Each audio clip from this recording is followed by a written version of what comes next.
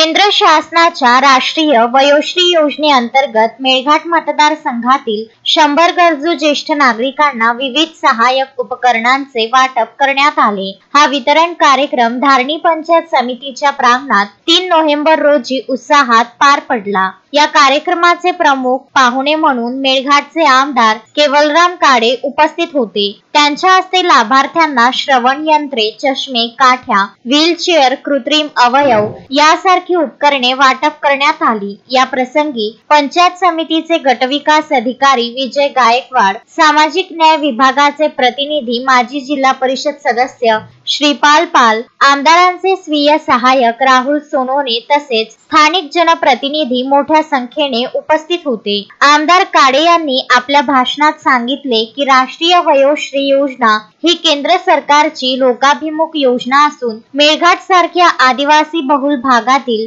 ज्येष्ठ नागरिकांच्या जीवनमानात सुधारणा घडविण्याचा तिचा हेतू आहे।